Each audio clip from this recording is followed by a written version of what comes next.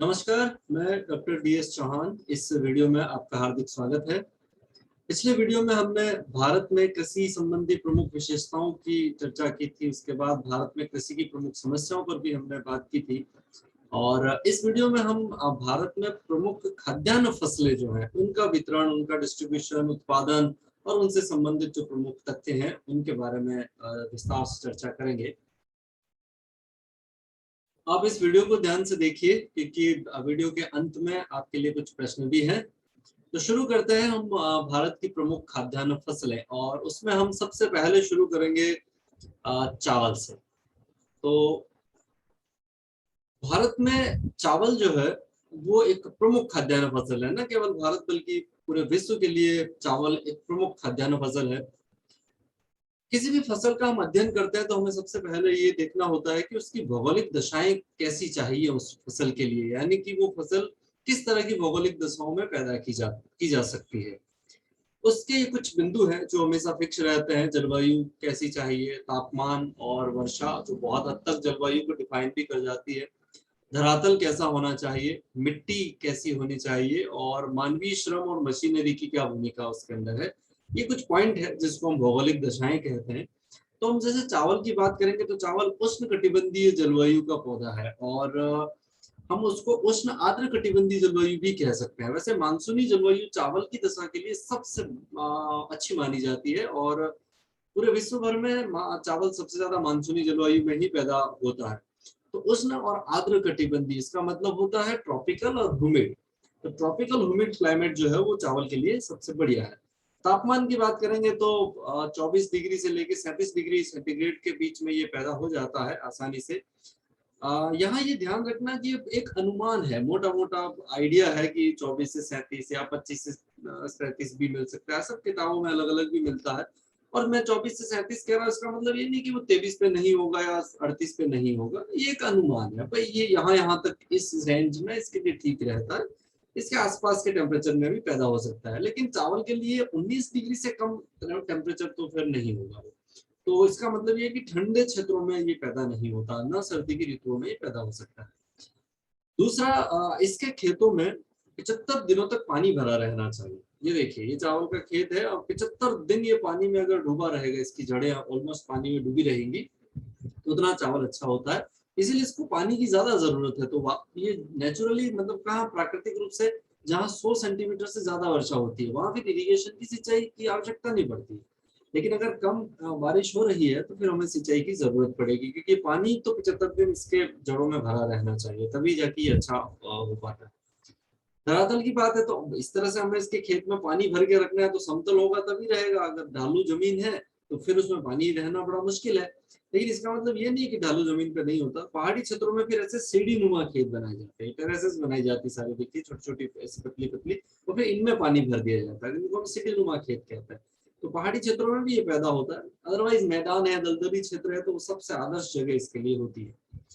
मिट्टी की बात करेंगे तो चिकनी काली मिट्टी इसके लिए अच्छी रहती है, चिकनी दोमट मिट्टी भी अच्छी रहती है। इससे सबसे अच्छी मिट्टी काली मिट्टी है। और हमने पिछले अध्याय में जब मिट्टी के बारे में पढ़ा था तो मैंने आपको कहा था कि इस मिट्टी में नमी को धारण करने की क्षमता सबसे ज्यादा होती है, और पानी को और चावल को यही तो चाहिए। तो इसलिए चावल की खेती के लिए काली मिट्टी सबसे बढ़िया मानी जाती है।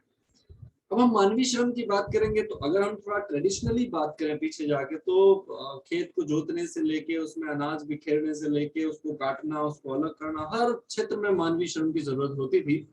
लेकिन वर्तमान परिस्थितियों में अगर हम बात करें तो हालांकि भारत जैसे देश में अभी भी लोगों के श्रम पर ही ये फसल आधारित है, लेकिन फिर भी मशीनरी का प्रयोग दिन ब दिन बढ़ता जा रहा है। ट्रैक्टर आ गए, थ्रेसर आ गए, हार्वेस्टर आ गए, इरिगेशन के लिए कई सारी मशीनरीज आ गई हैं।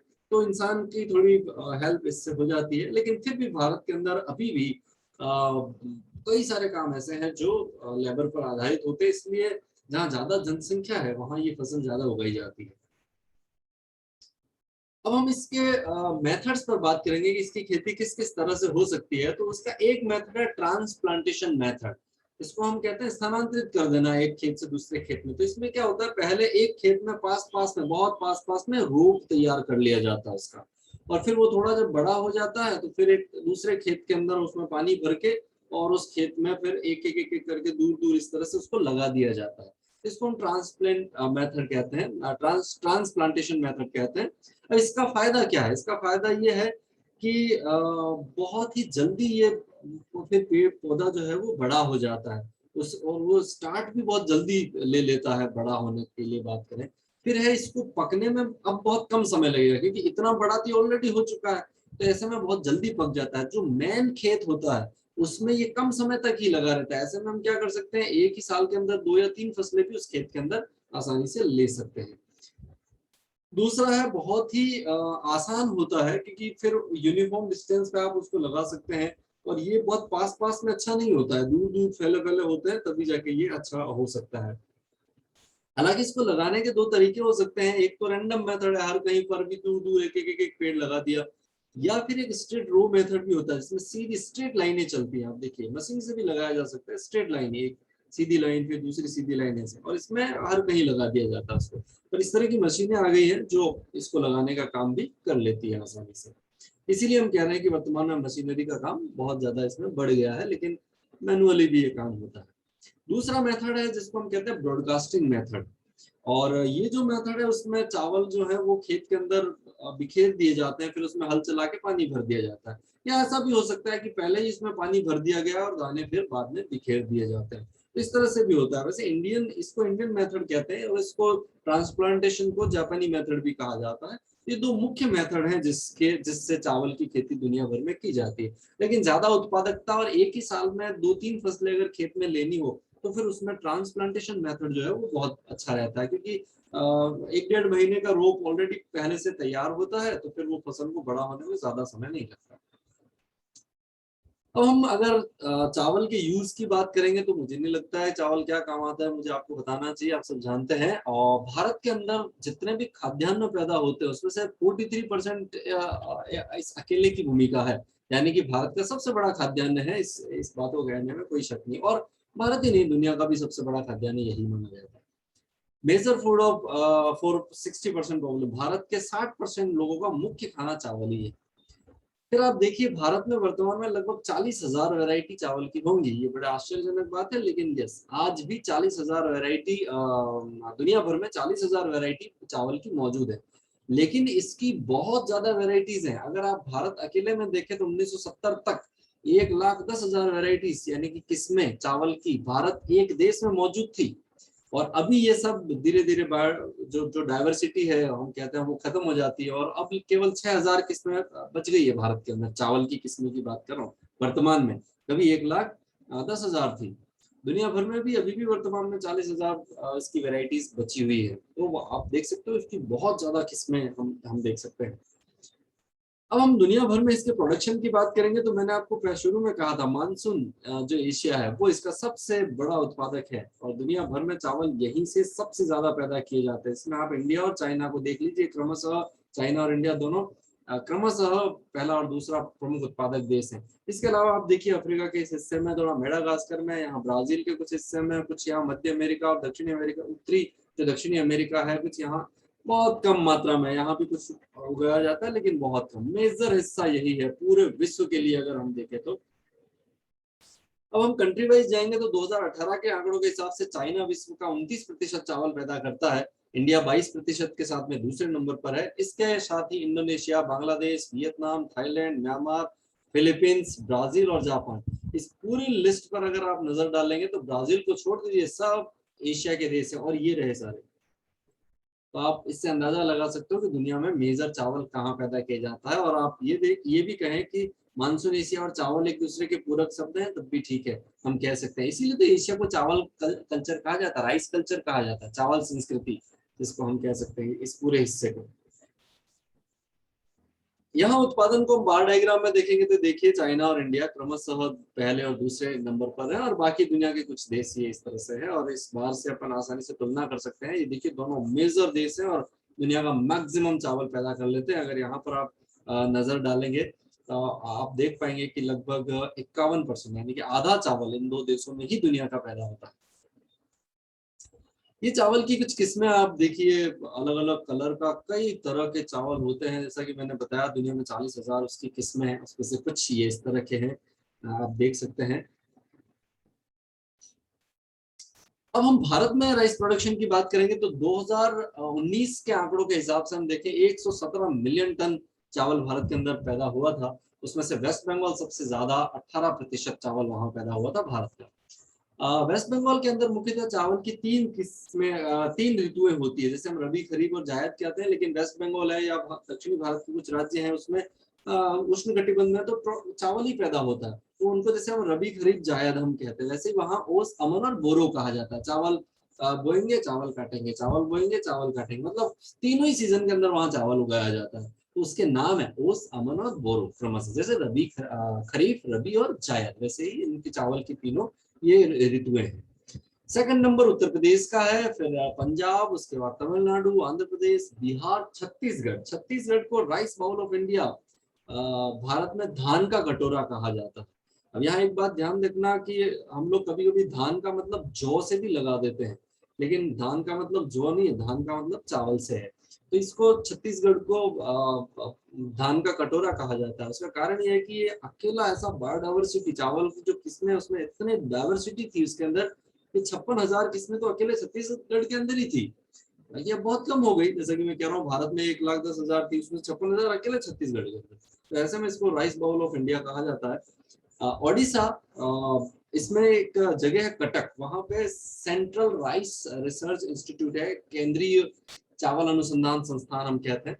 अगले स्टेट है असम है, हरियाणा है, ऐसे सारे इन सारे स्टेट्स में ये पैदा होता है। और छिटमुट तो कई सारे स्टेट्स और भी है जहाँ ये पैदा होता है। अब इस मैप में आप देखिए तो मेजर देखिए, असम से लेके ये पूरा रीजन आप देखें, ये सबसे ज्यादा चावल उत्पादक क्षेत्र है।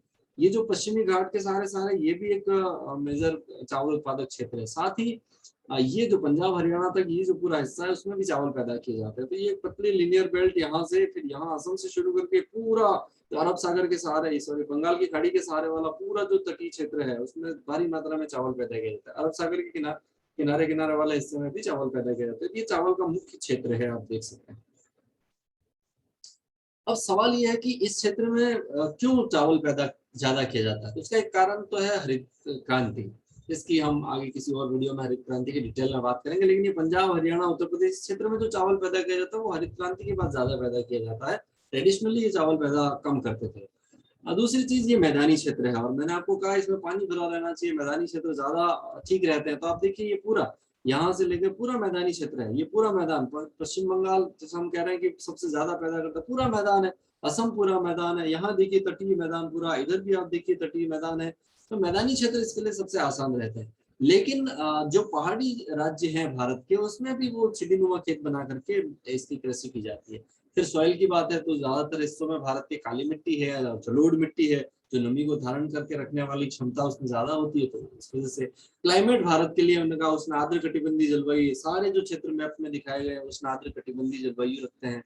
पॉपुलेशन, जहाँ पॉपुलेशन ज्यादा होती है वहाँ खाने की डिमांड भी ज्यादा होती है। तो इन सारे क्षेत्रों में देखिए ये गंगा का मैदान पूरा डेंस पॉपुलेटेड है, इधर भी असम डेंस पॉपुलेटेड, यहाँ पर भी काफी जनसंख्या पाई जाती है, इस तटीय क्षेत्र में भी बहुत जनसंख्या है। तो जनसंख्या ज्यादा होने की वजह से इस फसल की डिमांड भी वहाँ ज्यादा रहती है, तो उसको उगाना भी पड़ेगा।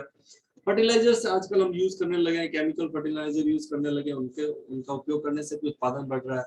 डैम्स और कैनाल्स बनाकर हम लोग इरिगेशन फैसिलिटीज बढ़ा रहे हैं, उससे भी चावल उत्पादन को बढ़ावा मिल रहा है। इन सारे क्षेत्रों में कई सारे डैम्स और कैनाल्स वर्तमान में मौजूद है। तो ये कुछ कारण है जिनकी वजह से यहाँ ज्यादा चावल का उत्पादन हो रहा है। चावल की कुछ प्रसिद्ध किस्मों की बात करेंगे तो बासमती सबसे चर्चित चावल है जो भारत में पैदा होता है, दुनिया भर के लोग इसे पसंद करते हैं। चावल का राजा, किंग ऑफ राइस कहा जाता है इसको, बासमती को। इसके अलावा कोलमा भी बहुत प्रसिद्ध किस्म है।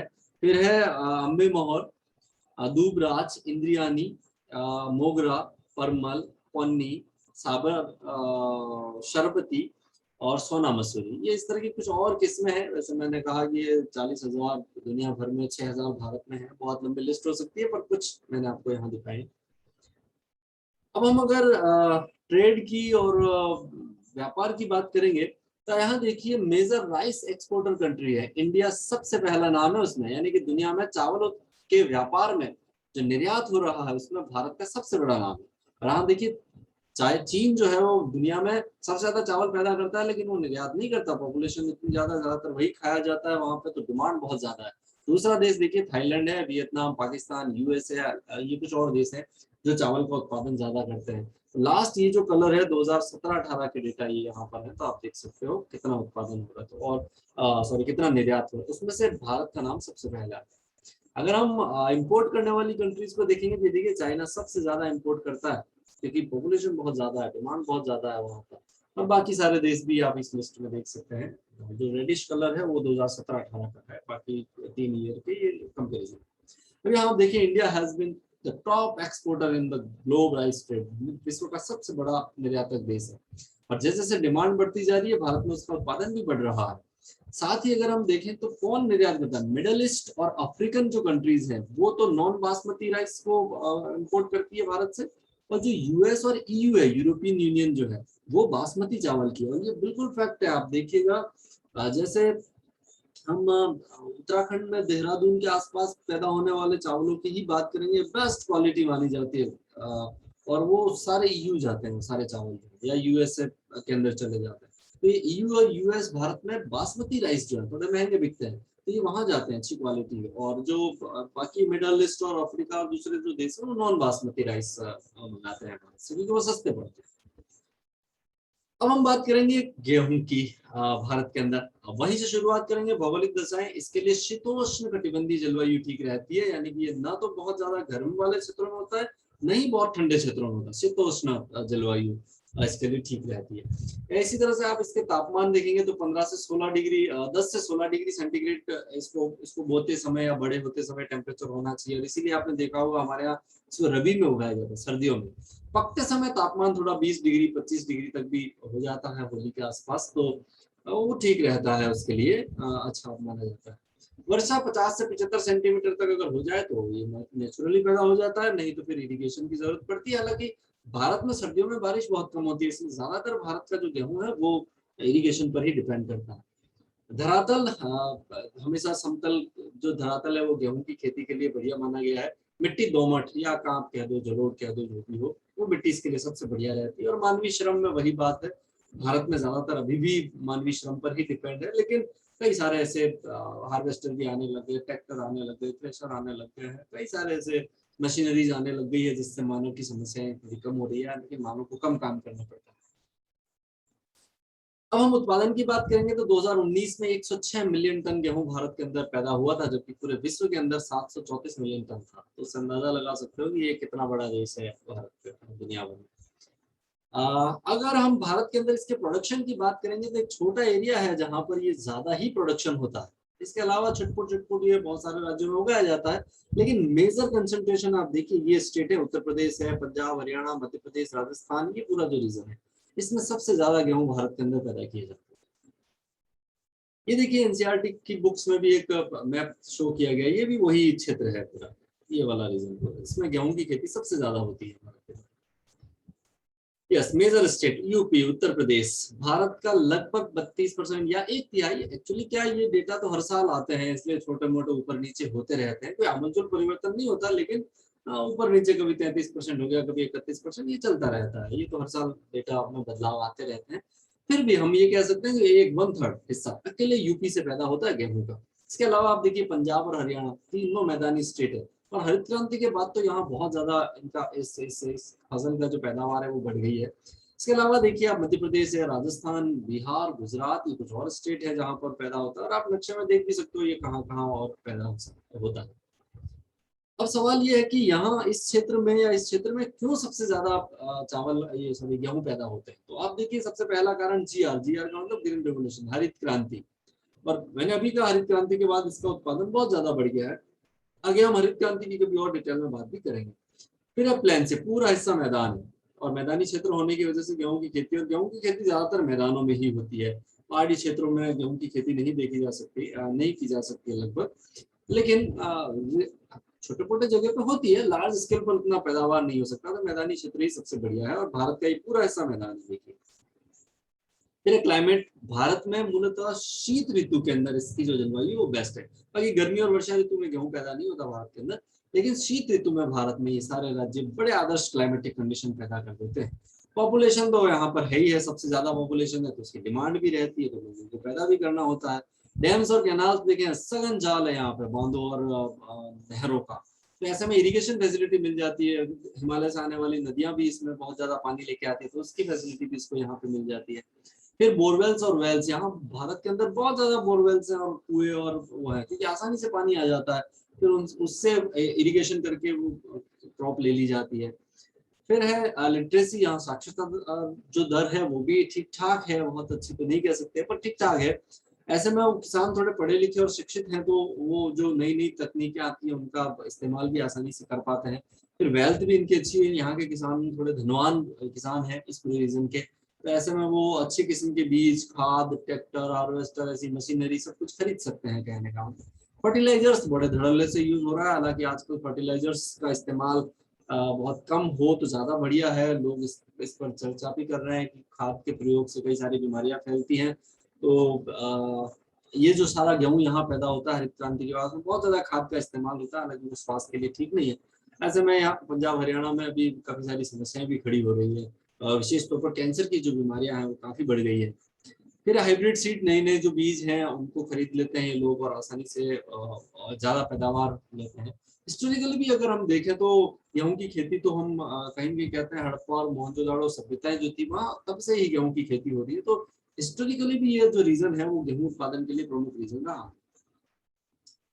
यस, भारतीय गेहूं और जौ अनुसंधान संस्थान है करनाल के अंदर। ये प्रश्न कभी कभी पूछते हैं ये कहाँ पर है, तो गेहूं और जौ दोनों का, यानी जौ मीन्स बार्ले, इन दोनों का एक साथ ही यहाँ पर है। ICAR, Indian council of agriculture research के अधीन है ये, और करनाल में स्थित है। ये सवाल कई बार पूछा गया है करनाल में।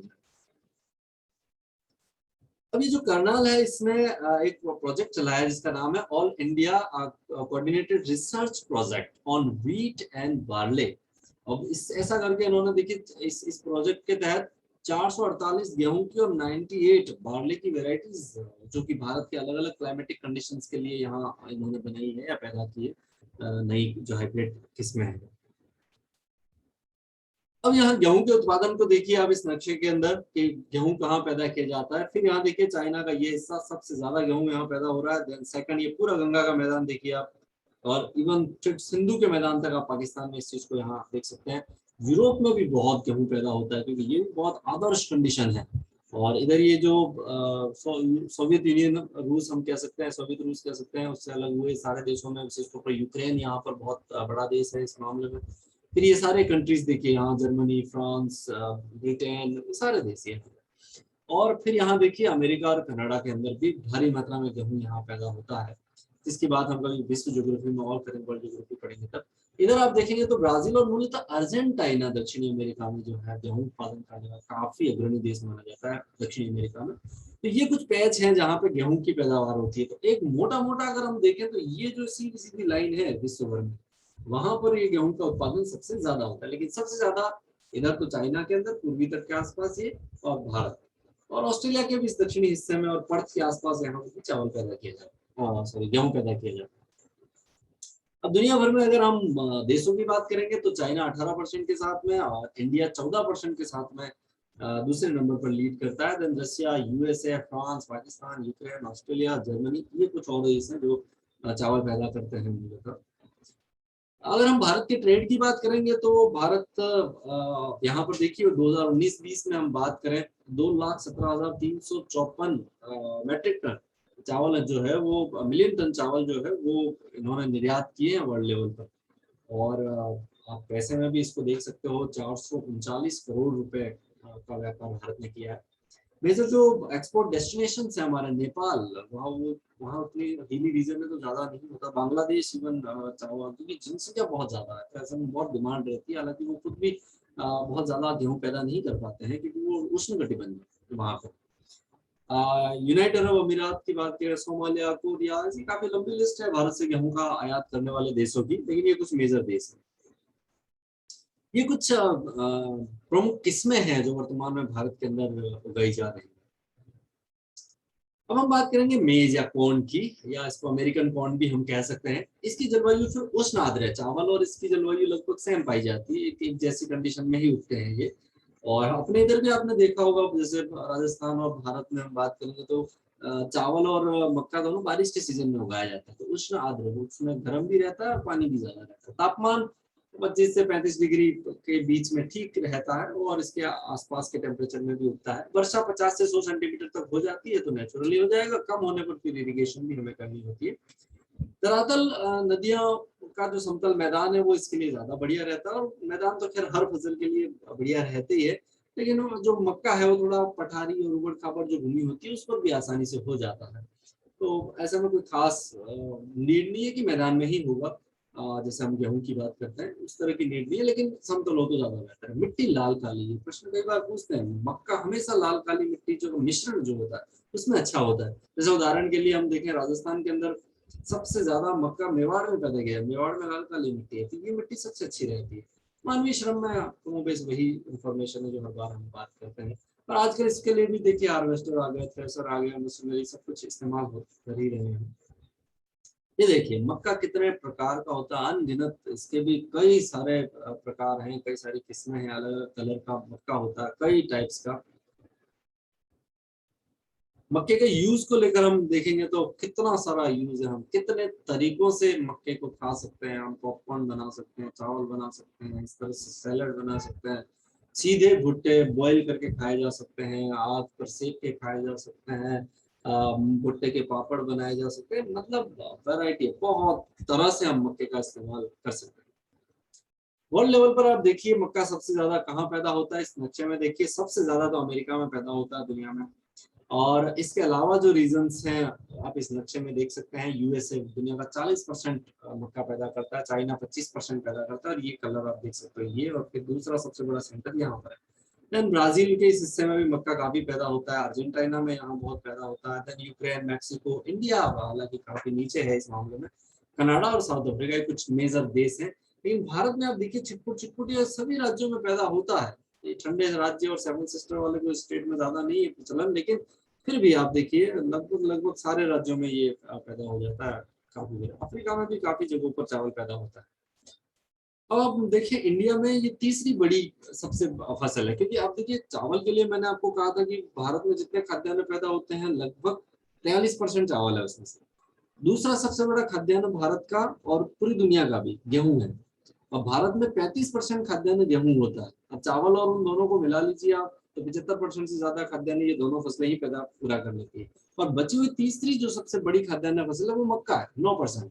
अब ऐसे में आप देखें 9% के साथ में ये भारत के साथ तो तीन हो गई, चावल, गेहूं और मक्का, ये तीन फसलें हैं, और लगभग 80% से थोड़ा कुछ कम हम कह सकते हैं, 80% से भी ज्यादा 85% के आसपास जो खाद्यान्न है वो इन तीन फसलों के द्वारा ही पूरा किया जाता है। अब यहाँ देखिए आप ये मेजर स्टेट्स हैं, मैंने आपको कहा छिटपुट छिटपुट ये सब राज्यों में पैदा होता है, कुछ कुछ स्टेट्स जो सेवन सिस्टर के हैं उसको छोड़ दीजिए, बाकी लगभग सब राज्यों में पैदा होता है, लेकिन मेजर सेंटर ये है इसका यहाँ पर हम देखिए। और अगर हम स्टेट वाइज जाएंगे तो काफी कंपटीशन भी चलता है इसमें, किसी साल में कोई राज्य आगे हो जाता है, किसी साल में कोई राज्य आगे हो जाता है।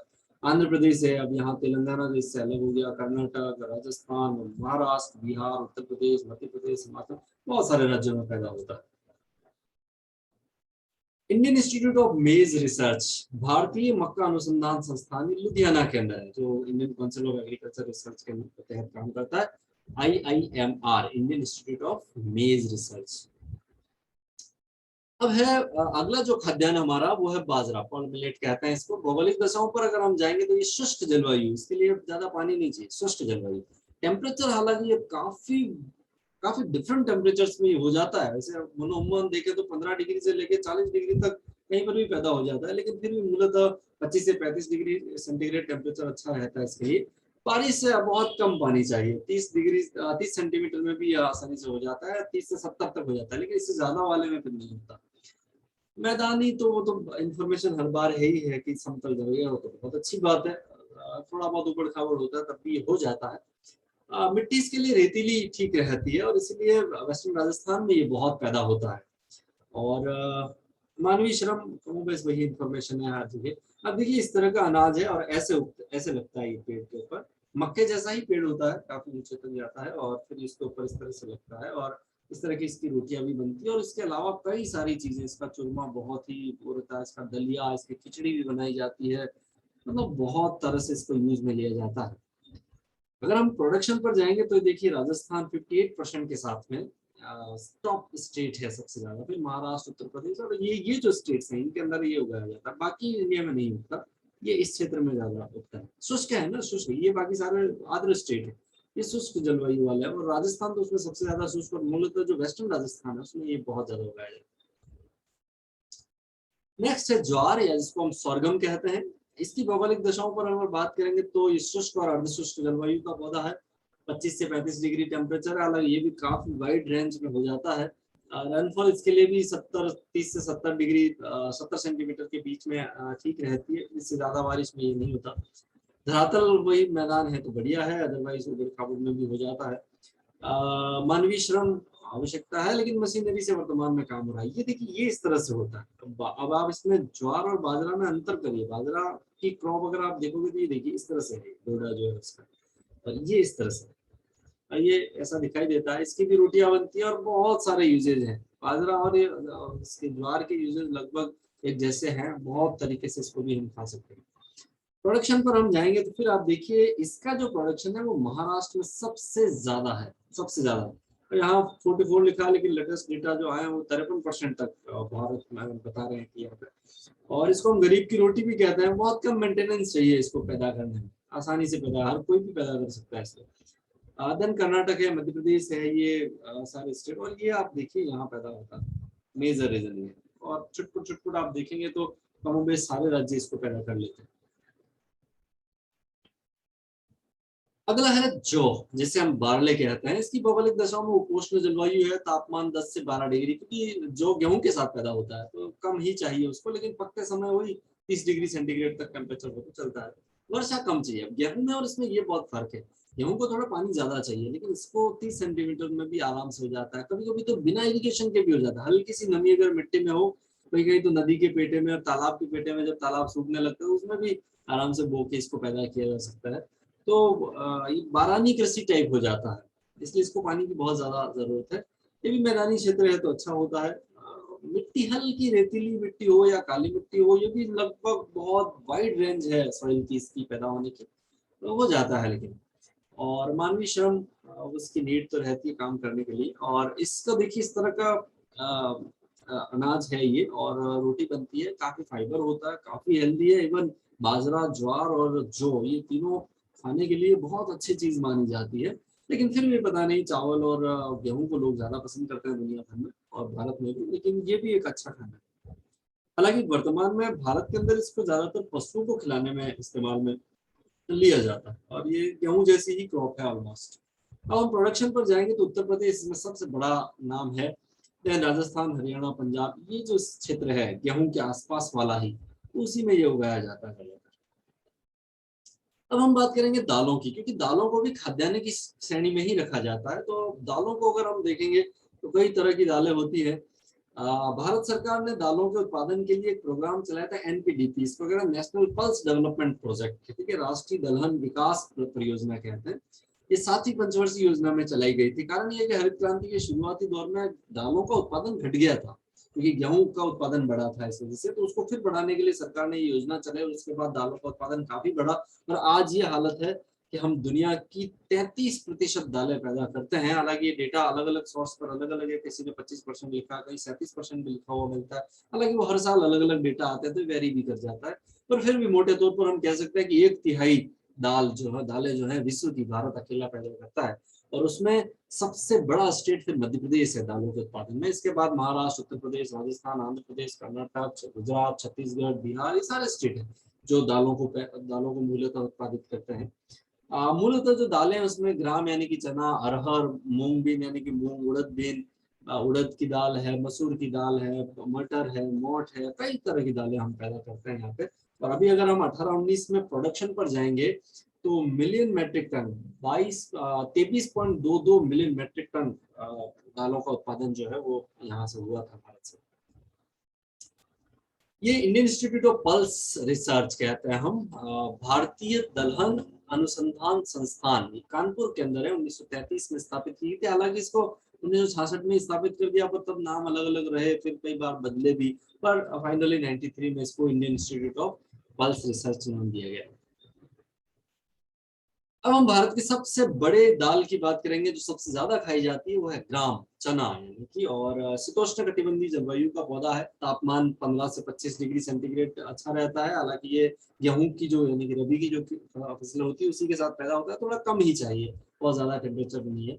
वर्षा 50 सेंटीमीटर या उससे कम में भी हो जाता है, इसको भी ज्यादा पानी की जरूरत नहीं है। हल्की सी अगर खेत में नमी हो तो बिना इरिगेशन के भी पैदा हो सकता है, या ज्यादा से ज्यादा एक बार इरिगेशन की जरूरत पड़ सकती है।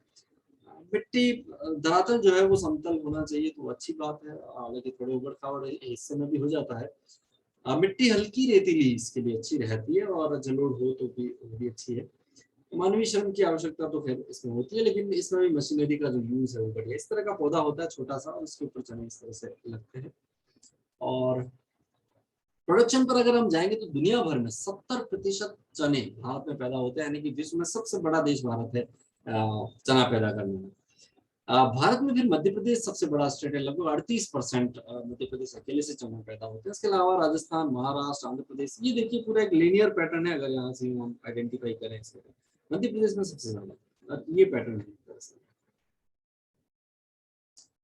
नेक्स्ट, दूसरी जो सबसे बड़ी दाल भारत के अंदर खाई जाती है वो अरहर है, या इसको तुअर भी कहते हैं, इसको रेड ग्राम भी, लाल चना भी कहा जाता है, पिजंतिया भी हम बोलते हैं इसको। जलवायु के हिसाब से देखें तो ये समशीतोष्ण कटिबंधीय पौधा ही है, और तापमान 15 से 35 डिग्री सेंटीग्रेड है, काफी वाइड रेंज है इसकी भी। वर्षा 65 से 50 से 65 सेंटीमीटर, ज्यादा अगर कम होती है तो फिर हमें इरिगेशन करना पड़ेगा। धरातल मैदानी है तो अच्छी बात है। मिट्टी, लोमी मिट्टी इसके लिए बढ़िया रहती है, हालांकि ये भी कई तरह की मिट्टियों में पैदा हो जाता है। और अगर हम देखें तो ये इस तरह का है दाल बनने के बाद इस तरह से, और हल्की सी मीठापन लिए हुए होती है इसकी जो दाल होती है वो, और इस तरह का पौधा ये खेत में होता है। और प्रोडक्शन पर अगर हम जाएंगे तो फिर आप देखिए ये मेजर रीजन है। अब यहाँ भारत विश्व में 80% अरहर पैदा करता है, फर्स्ट नंबर है। अब आप देखिए महाराष्ट्र 31%, ये भी एक तिहाई हम कह सकते हैं अकेले इस स्टेट से। और ऐसा प्रश्न भी पूछा गया है कि भारत का एक तिहाई जो अरहर है वो किस राज्य में पैदा होता है, तो वो इस राज्य में पैदा होता है। इसके अलावा कर्नाटक है, गुजरात है, लीनियर पैटर्न है, राजस्थान में भी पैदा होता है, यूपी में भी पैदा होता है, ये पूरा लीनियर पैटर्न इस तरह से बहुत इसका है। तो ये अरहर उत्पादन, तो इस तरह से हमने भारत की प्रमुख खाद्यान्न फसलें देखा, और उसमें दो प्रमुख दालें जो हैं उनकी भी हमने डिटेल में बात की। अब हम कुछ प्रश्न देख लेते हैं, तो आप मुझे फटाफट इनके आंसर दीजिए। भारत में सर्वाधिक चावल किस राज्य से उत्पादित किए जाते हैं? केंद्रीय चावल अनुसंधान संस्थान कहाँ स्थित है? भारत के लगभग एक तिहाई गेहूं किस राज्य से उत्पादित होते हैं? भारतीय गेहूं और जौ अनुसंधान संस्थान कहाँ स्थित है? विश्व में सर्वाधिक मक्का किस देश से उत्पादित किया जाता है? भारत में सर्वाधिक अरहर किस राज्य से उत्पादित होता है? भारतीय दलहन अनुसंधान संस्थान कहाँ स्थित है? विश्व में सर्वाधिक दालें किस देश से उत्पादित होती है? भारतीय मक्का अनुसंधान संस्थान कहाँ स्थित है? तो आप इन प्रश्नों के उत्तर दीजिए। अगर आपको नहीं आ रहा है तो वीडियो को एक बार फिर से देखिए। आपने मेरा ये वीडियो देखा उसके लिए आपका बहुत बहुत शुक्रिया। भारत में कई सारी फसलें अभी और भी बची हुई है, अगले वीडियो में हम उनके बारे में भी बात करेंगे। अगर मेरे द्वारा दी गई ये इन्फॉर्मेशन आपको अच्छी लगी हो तो आप मेरा चैनल सब्सक्राइब कर सकते हैं, और हम फिर मिलेंगे अगले वीडियो में। तब तक आप अपने आसपास पानी और पेड़ों की रक्षा कीजिए। थैंक यू, आपने मेरा ये वीडियो देखा, थैंक यू सो मच।